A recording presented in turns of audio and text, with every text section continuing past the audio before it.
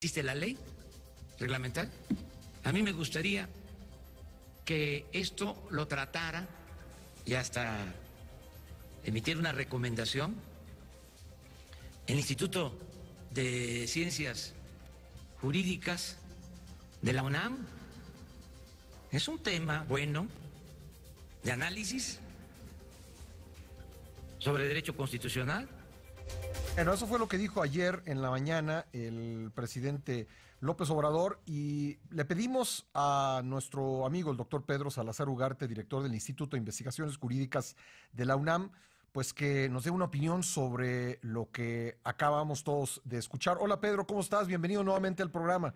Muy bien, muchísimas gracias por la invitación. Muy buenos días a ti y a todo tu auditorio. Bueno, ¿qué te parece digamos, en un contexto amplio esta discusión o esta polémica que ha habido entre los poderes, y qué te parece el llamado que hace Andrés Manuel López Obrador?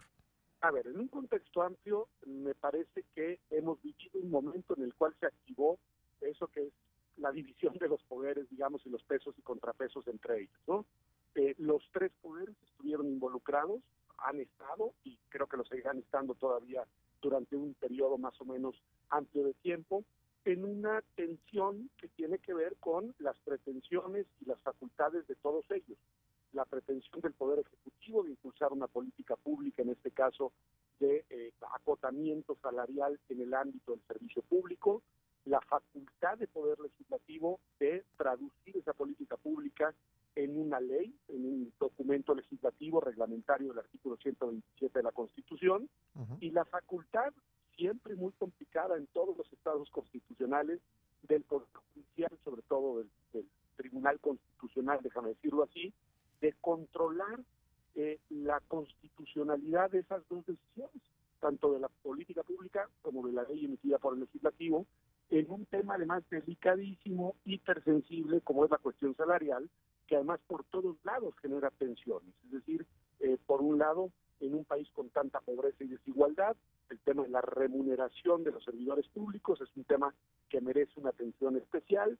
Por el otro lado, pues los propios servidores públicos que ven potencialmente disminuido su ingreso, en algunos casos yo creo que muy justificado, porque algunos cargos públicos sí han ido incrementando de manera, yo creo, que desproporcionada y desmedida sus ingresos, pero otros que no tanto y que simplemente ven con una incertidumbre qué sucederá con su remuneración mensual a partir del mes de enero. Entonces, es un tema sensible, es un tema complejo, y al mismo tiempo es un tema que forma parte, o una dinámica, déjame decirlo así, de todo Estado constitucional, sí, en el cual pues la división de poderes y el equilibrio entre ellos genera este tipo de dinámicas, que además en la circunstancia hoy de México se potencia contra el judicial, porque el Ejecutivo tiene mayoría legislativa. Entonces, de alguna manera, dos de los poderes... Dos contra uno. Exacto, se alinean, y entonces, bueno, pues el judicial se ha pasado una semanita complicada que no ha, digamos, manejado del todo bien, porque tanto por lo que hace la famosa suspensión que otorgó el ministro Pérez Dayán, que no tiene fundamento legal, no debió de haber suspendido los efectos de la ley, porque hay una ley reglamentaria del artículo 105, que es el que contempla las reglas de las acciones de inconstitucionalidad, que dice expresamente que en materia de acciones no se suspenden los efectos de las leyes, y aún así la suspendió. Y por el otro lado, yo he sostenido que fue imprudente, a mi juicio, digamos, la salida pública de esta Asociación Nacional de Jueces y Magistrados, que salen un poco a defender no solamente el tema de la discusión salarial, sino el que no se revisen otros aspectos del Poder Judicial Federal, que a mi juicio sí deben ser revisados, que tiene que ver con las dinámicas de funcionamiento interno de un poder que es importantísimo, que hace ya casi 25 años fue objeto de una reforma muy relevante, pero que pues ha pasado 25 años sin que se revise de nuevo, y hay que echarle un vistazo a cómo está funcionando nuestro Poder Judicial. Entonces, yo creo que la reflexión, así me decía esto en sentido amplio, debe de verse en esta perspectiva que trasciende y que pone en una dimensión, digamos, relativa el tema de la ley de salarios federal de remuneraciones, que no es que no sea importante, pero en realidad lo que vimos, creo, fue una, digamos, discusión que pone muchas interrogantes más amplias en el funcionamiento y en el diseño del Estado mexicano, ¿no?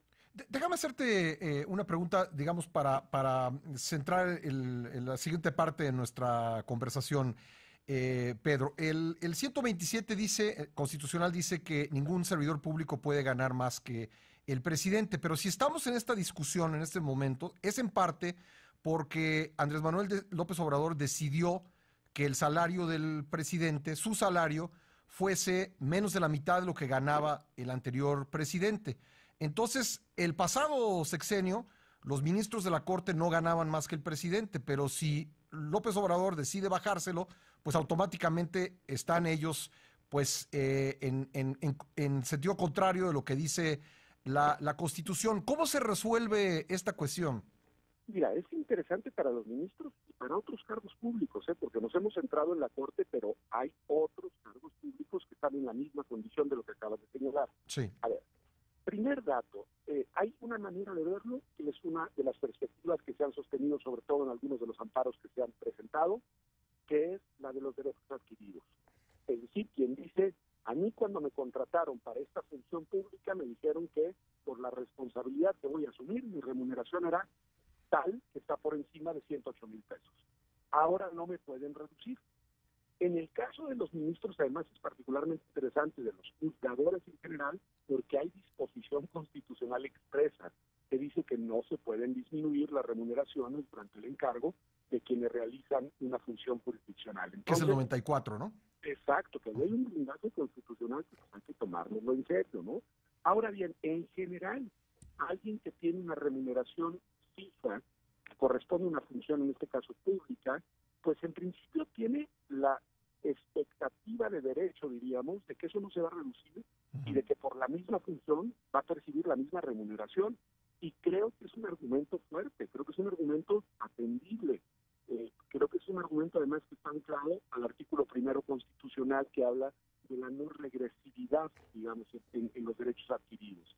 Entonces, bueno, por ahí una buena parte de los amparos que se han presentado y de las acciones de inconstitucionalidad, pues van un poco pregando en esa dirección y creo que lo hacen con un tino que vale la pena escuchar.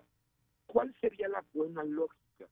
Pues yo creo que sería que todos aquellos funcionarios públicos que entren en funciones después de que se apruebe el presupuesto de 2019, sí se tengan que ajustar al nuevo tope salarial, que es el que establece el presupuesto de 2019, en el que se verá establecida la remuneración del presidente actual. Creo que ahí hay una buena lógica de que esas personas no tienen derechos previamente adquiridos y entonces se tendrán que ajustar al nuevo tope.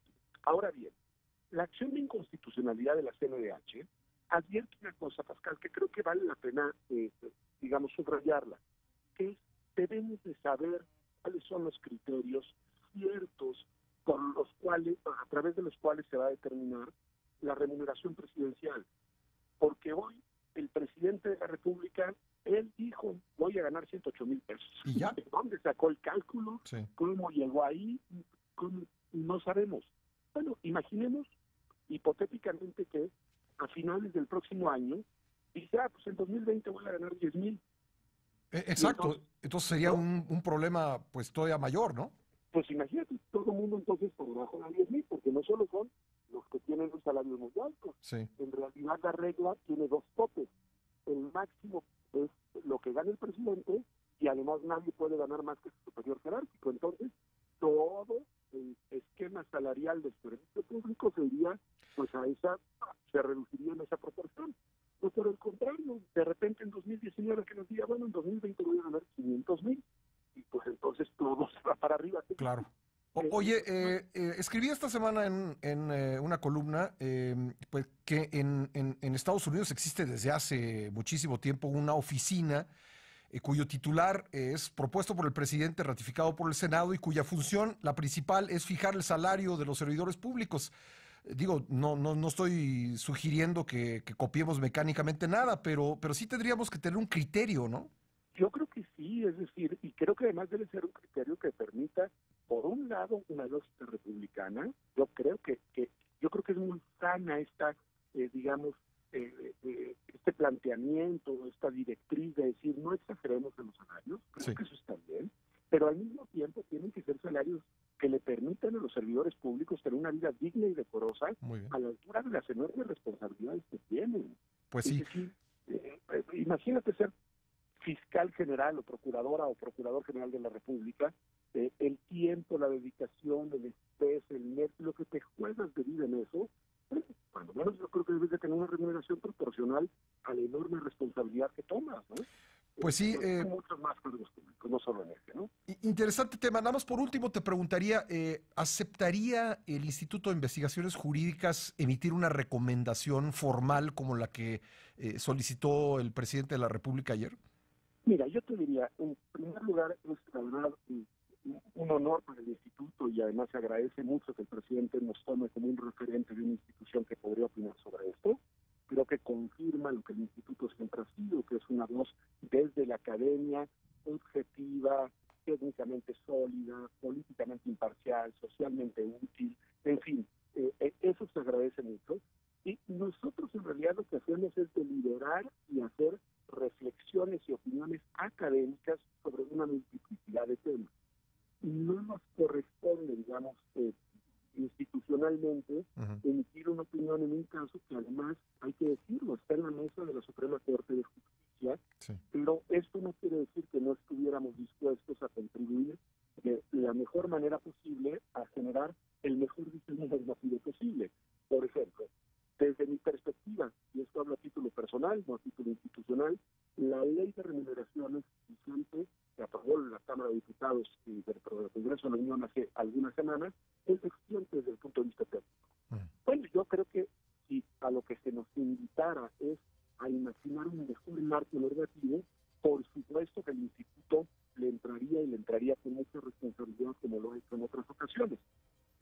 Pero eso es distinto a una suerte de dictamen que sirviera un poco como de arbitraje entre la tensión que hay entre los poderes, porque pues, me parece que esa es una situación que tienen que resolver ahora sí que los propios poderes de la Unión y no la Universidad Nacional Autónoma de México. Pues Pedro, como siempre, te agradezco tu buena disposición de conversar con nosotros. Te mando un abrazo. Igualmente, muchísimas gracias. Gracias, el doctor Pedro Salazar Ugarte, director del Instituto de Investigaciones Jurídicas de la UNAM. Son las